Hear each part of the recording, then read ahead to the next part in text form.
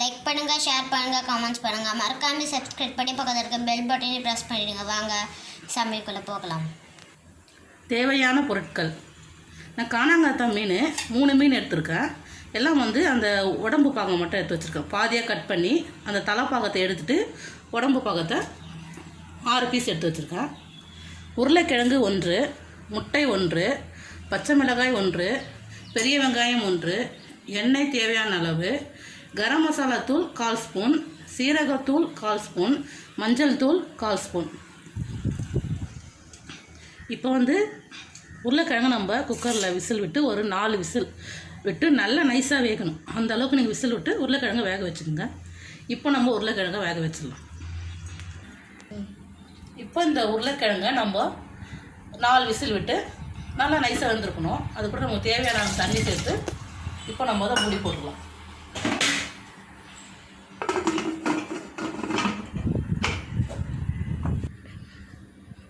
இப்போ நம்ம கேஸ் ஸ்டவ்வை ஆன் பண்ணிக்கலாம்.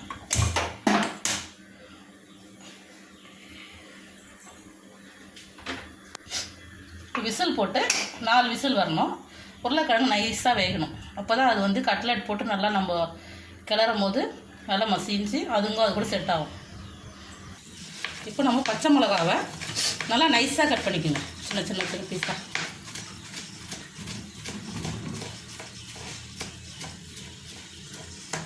பச்சை மிளகா கட் பண்ணிடுச்சு. இப்போ இந்த பெரிய வெங்காயம் 1ஐயும் கட் பண்ணிக்கலாம்.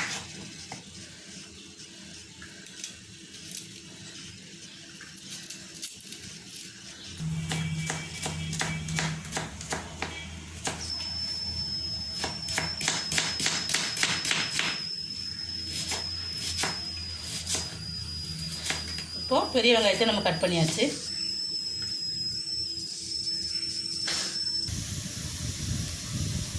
இப்போ 4 விசில் வந்துடுச்சு. நம்ம இப்போ கேஸ் ஆஃப் பண்ணிக்கலாம்.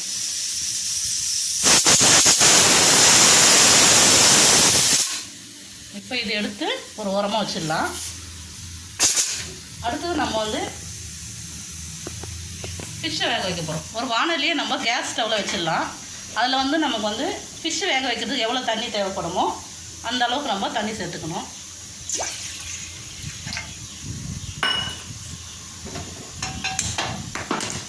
தண்ணி நல்லா ஹீட் ஆகட்டும். இப்போ நம்ம தண்ணியை மூடிடலாம். அப்போ தண்ணி வந்து நமக்கு சீக்கிரம் பாயில் ஆகும். இப்போ தண்ணி நல்லா கொதிக்க ஆரம்பிச்சிருச்சு. இதில் நம்ம ஃபிஷ்ஷை சேர்த்துக்கலாம்.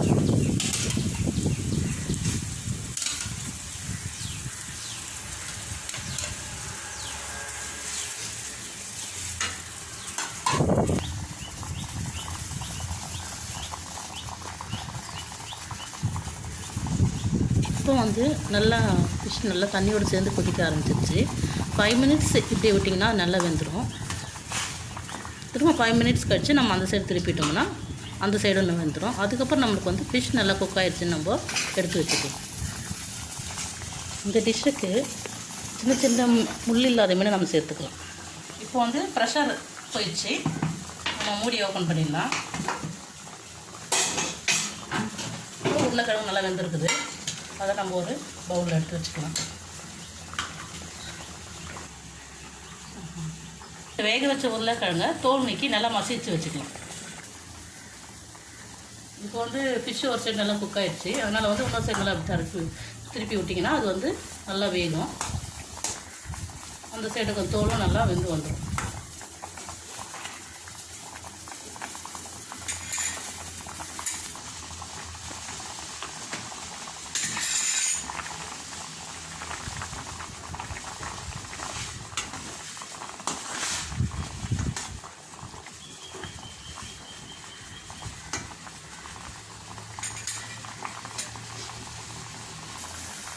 இப்போ ஃபிஷ் நல்லா குக் ஆகிடுச்சு.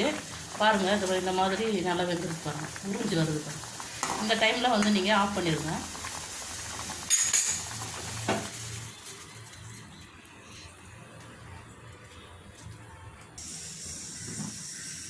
மீனை வந்து இந்த மாதிரி முள்ளை எடுத்துகிட்டு, எந்த முள்ளு மேலே இருக்கக்கூடாது, எடுத்து வச்சுட்டு நம்ம இந்த மாதிரி பாதி பாதியாக வச்சு அதுக்கப்புறம் இதை வந்து தூள் தூளாக உளுத்து வச்சுக்கணும்.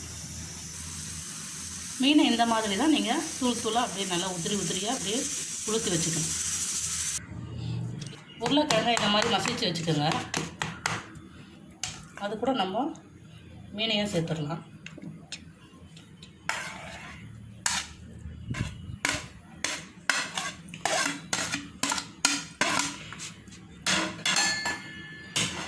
மீனையும் சேர்த்து அது நல்லா அப்படி கிளறி விட்டுருங்க.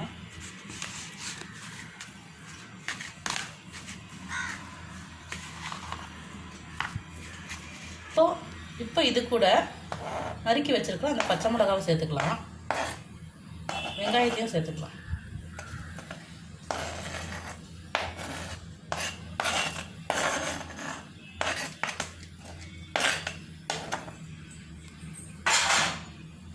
இப்போ இது சேர்த்ததுக்கப்புறமா நல்லா மிக்ஸ் பண்ணுங்கள்.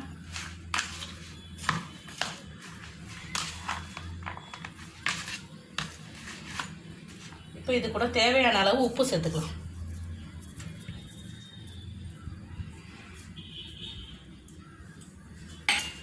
உப்பு சேர்த்ததுக்கப்புறமும் நல்லா மிக்ஸ் பண்ணணும்.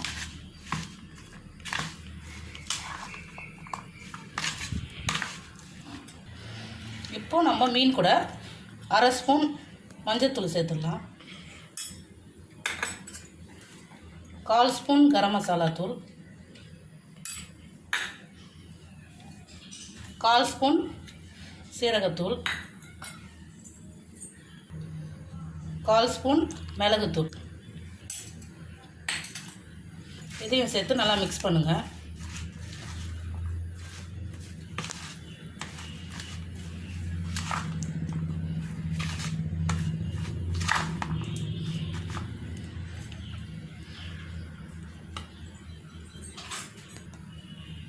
இப்போ இதுவும் முட்டையை ஆட் பண்ணிடலாம்.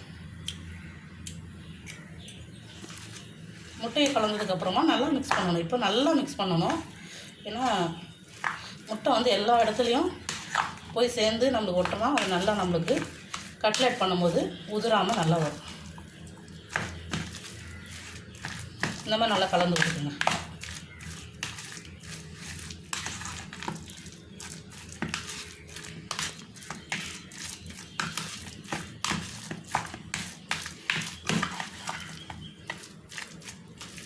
இப்போ நம்ம கலந்தாச்சு. இப்போ நம்ம கேஸ் ஆன் பண்ணிக்கலாம். ஸ்டவ் மேலே ஒரு தோசைக்கல்லை வச்சுக்கோங்க. கல் நல்லா ஹீட் ஆகணும். இப்போ தோசைக்கல் நல்லா சூடாயிடுச்சு. நம்ம இதில் தேவையான அளவு எண்ணெய் சேர்த்துக்கலாம். ஏன்னா இது வந்து ஃப்ரை ஆகிற மாதிரி தான், ஆனால் நம்ம எண்ணெய் வந்து ஒரு 3 ஸ்பூன் விட்டுருக்கேன். தேவையான நம்ம சேர்த்துக்கலாம்.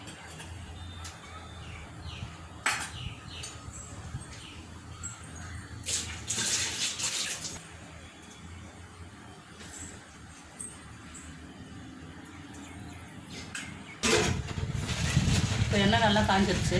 நம்ம இப்போ கட்லெட்டாக தோசைக்கல்ல வைக்கலாம். நான் வந்து கட்லெட்டை வந்து கையிலே தட்டி எண்ணெயில் போட்டிருக்கேன். ஆனால் நீங்கள் வாழை இலையை கூட யூஸ் பண்ணி தட்டி போட்டுக்கலாம்.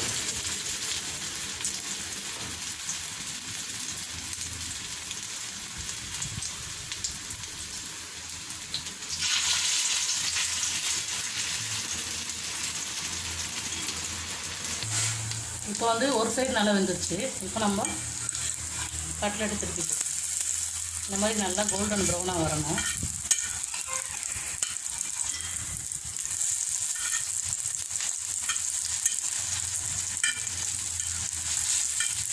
இந்த பக்கமும் நல்லா குக் ஆகணும்.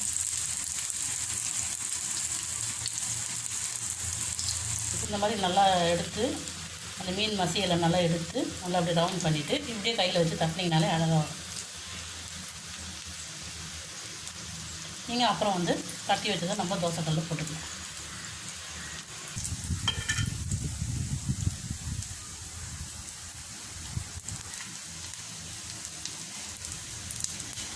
கட் பண்ணுறது இப்போவும் 2 பக்கம் நல்லா குக் ஆகிடுச்சு. நீங்கள் திருப்பி பார்த்தீங்கன்னா நல்லா தெரியும்.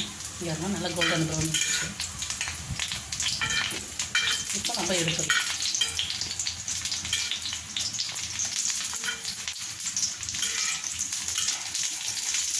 இது ஓரத்தில் வச்சிங்கன்னா எண்ணெய்லாம் நல்லா கசிஞ்சிடும். எண்ணெய் நல்லா வடிஞ்சிருச்சு. நம்ம இப்போ இதை ஒரு பிளேட்டில் மாற்றிக்கலாம். இப்போது தோசைக்கல் நல்லா சூடாயிடுச்சு. நம்ம திரும்பவும் அடுத்த கட்லெட்டை போட்டுடலாம். நல்லா அப்படி பண்ணிக்கோங்க.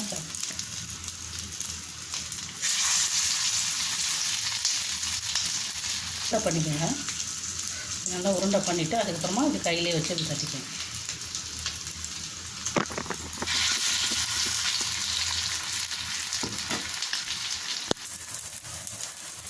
வேகும் போது நல்லா வந்து கேஸ் ஸ்டவ் கொஞ்சம் சிம்மில் இருக்கட்டும். ஃபாஸ்ட்டாக இருந்துச்சுன்னா மேலே மட்டும் வெந்துட்டு அடியிலலாம் உள்ளெல்லாம் வேகாது. அதனால் சிம்மில் வச்சு வேகுது. இப்போ ஒரு சைடு நல்லா வந்துடுச்சு. நான் 2வது சைடு திரும்பி போட்டிருக்கேன்.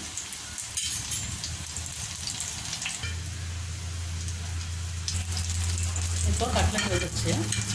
நம்ம ஸ்டவ் ஆஃப் பண்ணிக்கலாம்.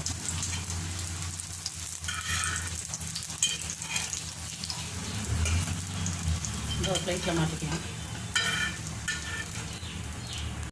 பார்த்தா சாப்பிடணும் போல இருக்குல்ல. உங்கள் வீட்டில் மறக்காமல் ட்ரை பண்ணி பாருங்கள். தேங்க்யூ.